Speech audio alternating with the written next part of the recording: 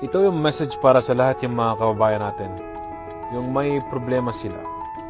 Isipin mo ha, kahit sa ibang bansa ka at ginagawa mong kahit anong dapat gawin. Maraming problema ka, wala kang pera, expired your visa din, walang sahod. Wag kang maalala. Be strong, kabayan. God has already given a way for you to be here to look at this video.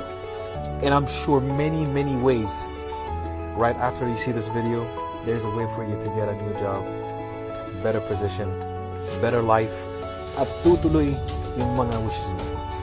And remember this, yung simpleng equation, believe in yourself, na kahit anong nangyari, kayang-kaya mo yan. Work on it, meaning that you have to move. The 1,000 miles of success starts with one step.